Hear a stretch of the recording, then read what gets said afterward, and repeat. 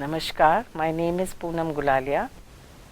On behalf of Mahatma Gandhi National Council of Rural Education, this video is being brought to you on the topic Skills in Community Work.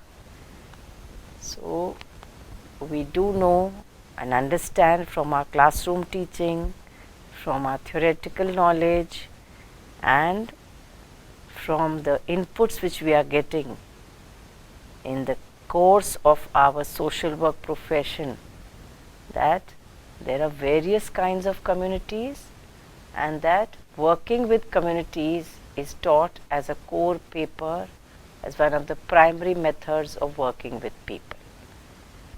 Even though you are aware that there are urban communities and rural communities, tribal communities and communities of denotified and nomadic tribes, the fact is that working with communities is a complex process, requires a lot of skills. In general terms, it's easy to see that the skills of working with people are universal, but the fact remains that working with people in communities, working with individuals in communities, working with groups in communities, and working with subsections of populations, subsections of people with different needs, with varied interests, with multiple perspectives is a very challenging task, and as a student social worker we need to gear up, enhance our skills and our abilities of working in this sector. Having begun discussing the importance of community organization, of working in communities, it's also essential to state that community organization, as you know, is both a method and a process. It's essential to understand it as a method of working with people and also as a process which involves working with different pockets, different sectors, different sections of people, as I just mentioned. Working in communities and engaging in community work, community organization and community development all have short-term objectives as well as long-term goals. So we need to appreciate, accept and understand that it is directed both towards short-term and long-term objectives. And what is the other aspect which we need to understand in working with communities? That it is not always necessary that it is a spontaneous, smooth, ongoing process.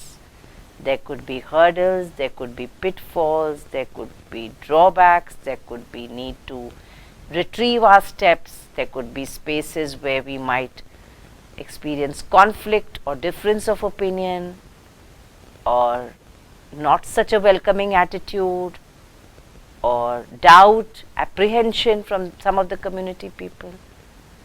So working in communities entails that we operate on building consensus among subgroups, we operate on building consensus among people with different mindsets, we operate on building consensus among different age groups who have different needs, we also operate on building consensus among people who may have varied interests. So, we need to also understand that community work and community practice are used as synonyms. They mean the same thing, but an essential element, an essential ingredient, or core ingredient in community organizing is what is called social capital. And social capital means that it includes social development and social action. These two aspects need to be kept in mind when we are working with communities. Now we come to the need, as mentioned briefly, as to why do we need to work around community organization. What is the need to organize communities? The need for community organization arises from the fact that our aim, our purpose, our objective is to help improve the life, the lifestyle, the well-being, the mental health of the members of the community.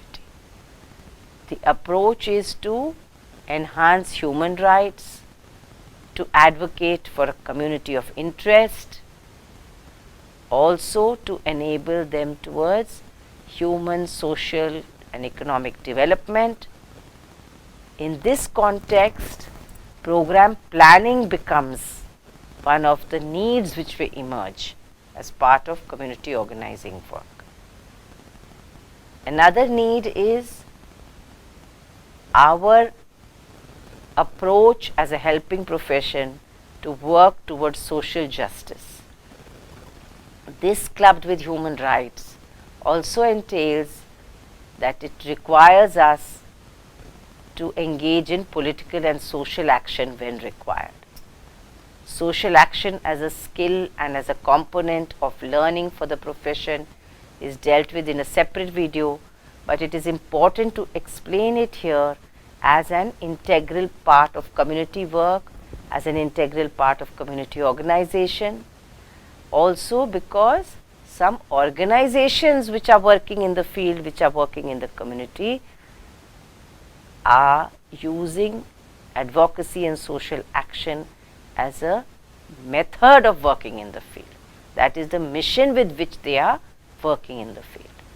So it's important to explain it at the outset as an integral component of our work in the field.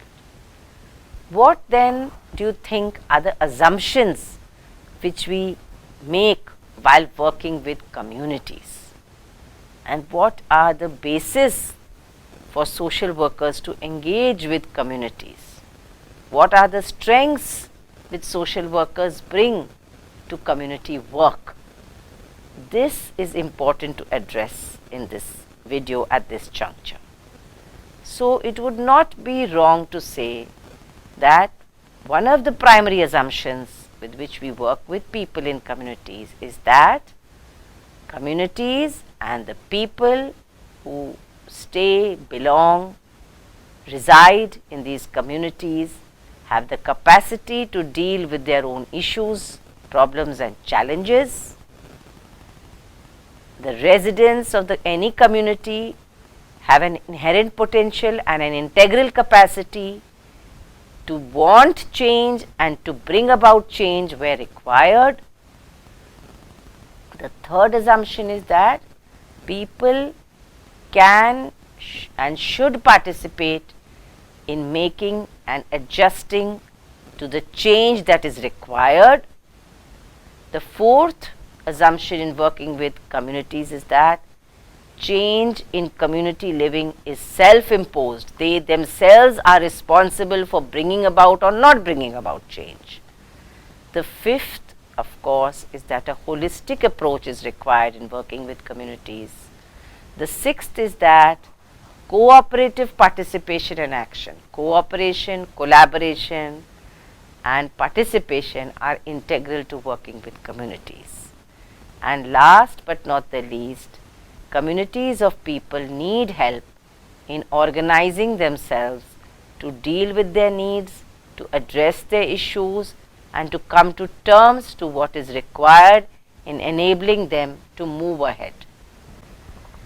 So having told you the basis of working with communities, the assumptions which are to be kept in mind while undertaking community work, some of the basic skills is what we will come to, but we will also in this process mention the principles of working with communities which are taught as a classroom investment, but it's also essential to relate it to our work in the field because you are practitioners in the making, also to relate it to the skills which will be required of you if you are to practice these principles, implement these principles, utilize these principles in working with communities. So, these principles of working with communities are as follows. 1. Principle of specific objectives. 2. Principle of planning. 3. Principle of people's participation. 4. Principle of intergroup approach. 5. Principle of democratic functioning. 6. Principle of flexible organization. 7. Principle of optimum utilization of resources. And 8.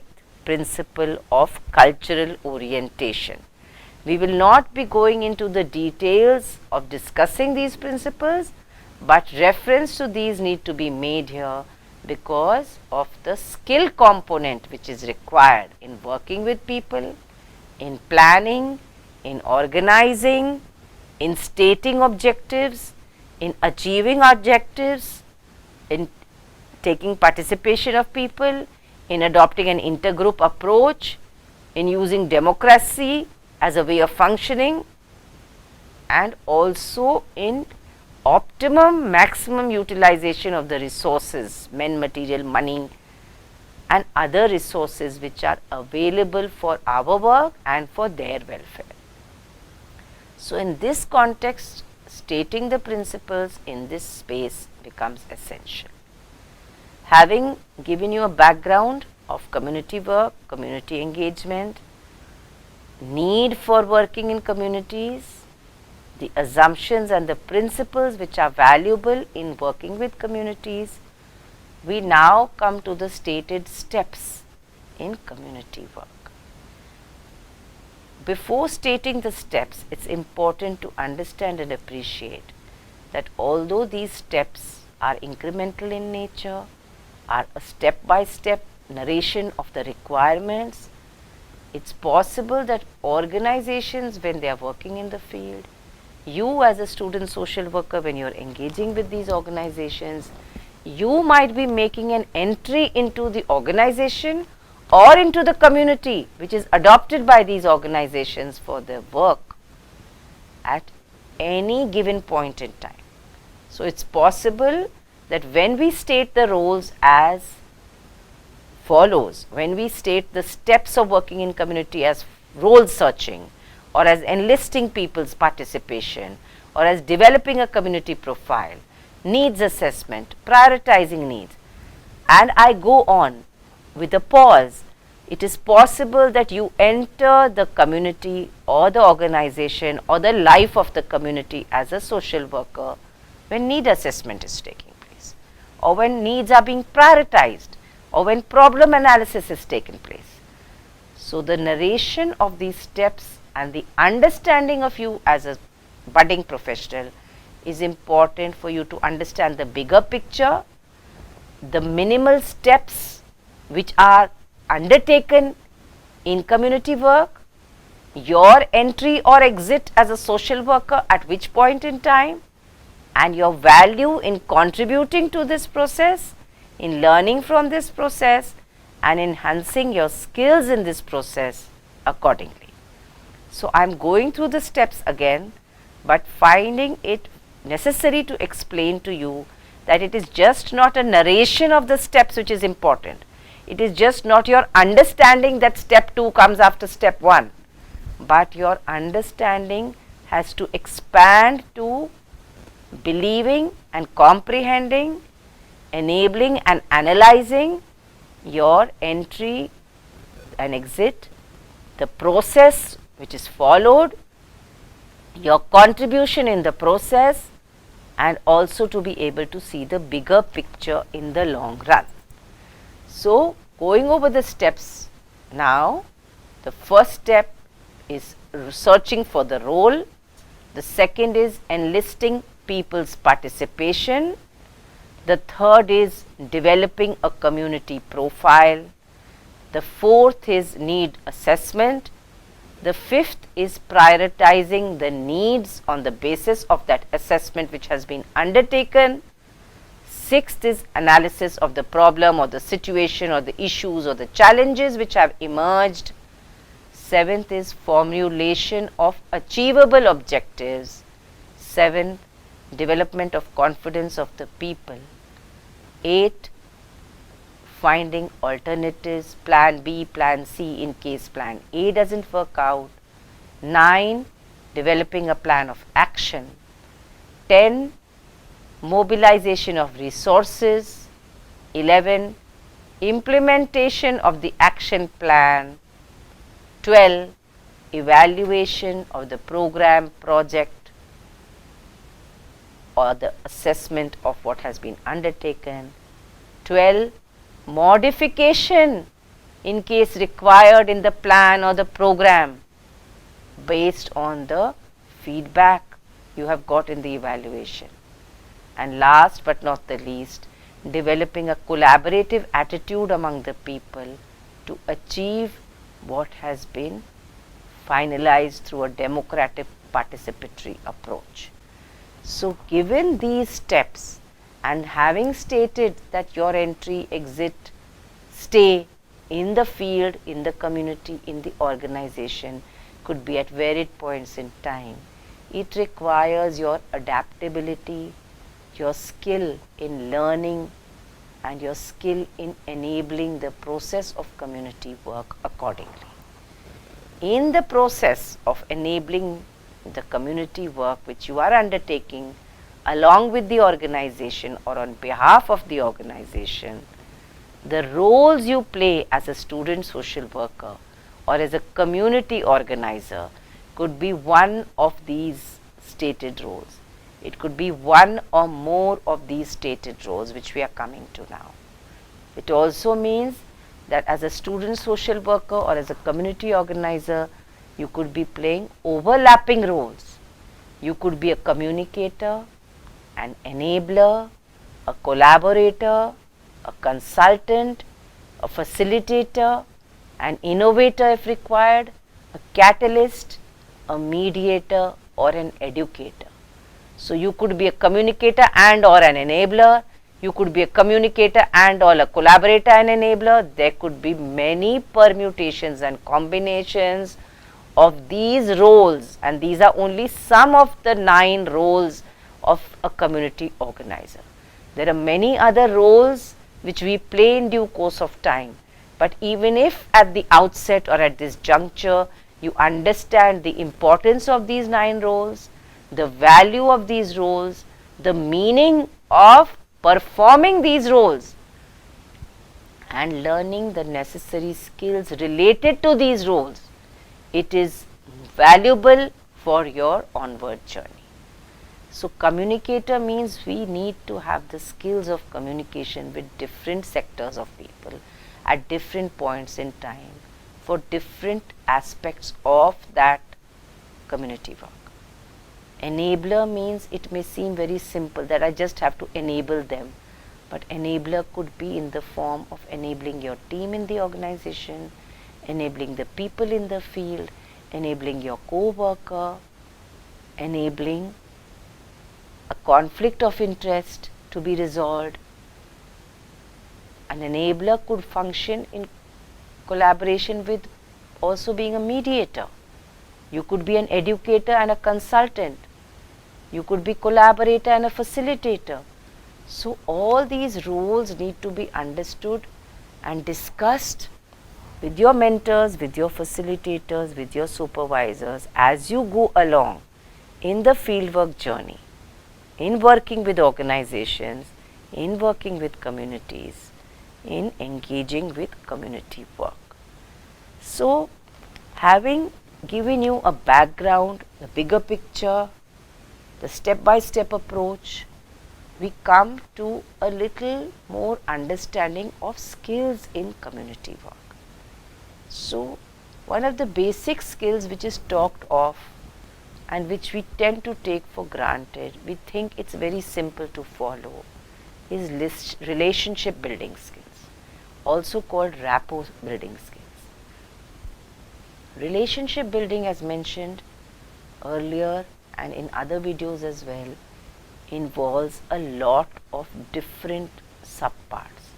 It includes listening, it includes observing, it includes responding, it includes clarifying, paraphrasing and giving information.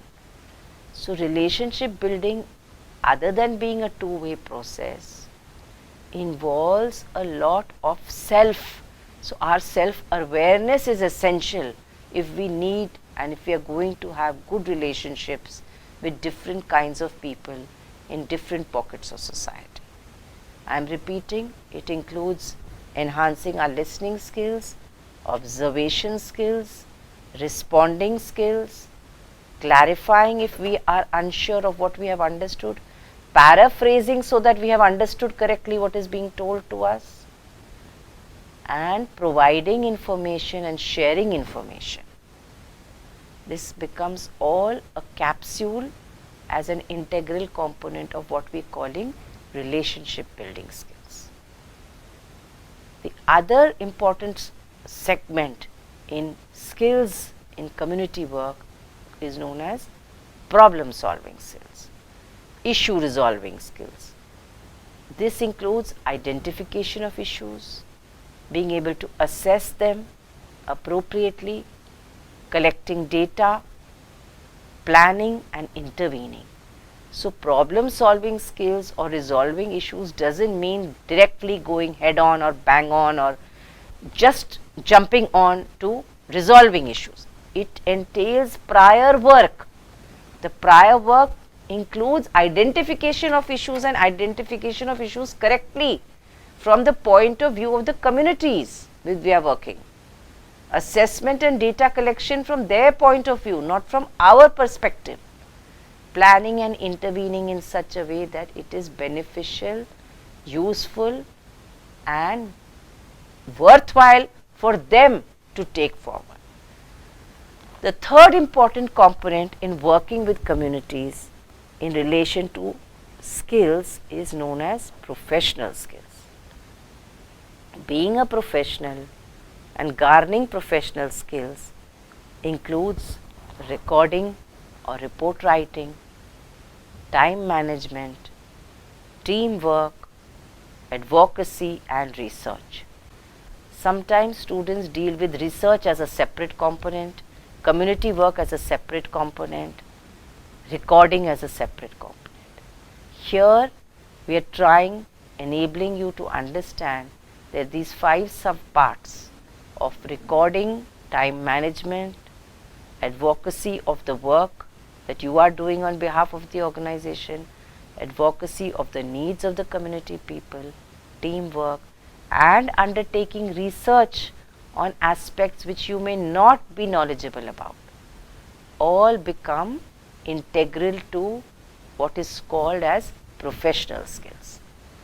What are the other skills then in community work which need to be garnered by us, which need to be nurtured by us, which we need to test whether we have learned these skills in the course of our fieldwork journey?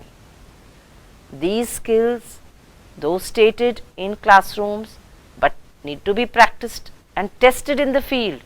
That have we learned the skills of rapport building? Have we been able to learn the skill of identification of needs? How do we identify that we have learned the skills of resource mobilization? When do we call the shots on saying that yes, I have learned the skills of program planning and program management? When is it that I am good enough for my supervisor to say that now you have learned the skills of recording, now you have learned the skills of engaging in community participation, now you have been able to mobilize community action, and now you have learned the skills in evaluation. So these skills are extremely essential and cannot be learnt without practice. All the skills that we are talking of need to be practiced and learned. Any skill, if we are going to become proficient in it, needs to be learnt on the field, needs to be practiced in the field, needs to be tried and tested, and without being certified in being skillful in that particular sector, we cannot claim to be professional social workers. If we take the example of one of the field work experiences of some students who were placed in certain indigenous communities on the outskirts of a city where they had to go for field work. Now these students were placed in small groups, were working in a tribal belt, had to stay overnight in the weekend because of the long distance of travel, but also because they wanted to engage with the community members in the late evenings after they returned from work. So that people who were working in the tribal belt were moving away from their home to work in a brick kiln and in related spaces, and were returning after the day's work only in the evening. So students wanted to meet them, understand them and see their lifestyle. So they stayed for some weekends in this tribal belt. The dialect was not known to them. These students had not been used to staying away from their homes, had never stayed in such location with limited facilities. They were to share the homes of these communities. The tribal people had made arrangements for them as far as possible so that the students were comfortable, but also it gave the students an opportunity to see the lifestyle and the lived reality by staying in those homes of people, and to appreciate that with the limited resources and the limited finances they had, they tried to make the students comfortable. Some meetings were organized late evening, and it involved that the students who were pursuing field work had to think about how to engage with the people. So what kind of planning and preparation do you think was required in this case? That is the first question which comes to mind when we narrate a small incident like this as part of the fieldwork journey of some students. So the first question which arises is, what kind of planning and preparation would be required by the student, by the residents, by the supervisor? Second question which arises is, how did the students engage with the community members?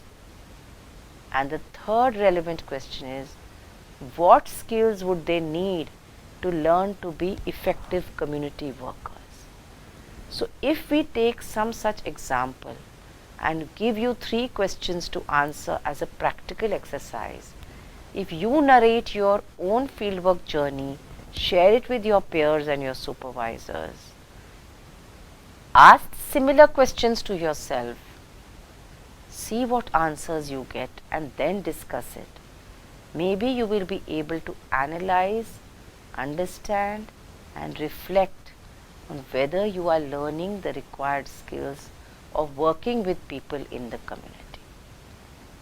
A very small example has been cited.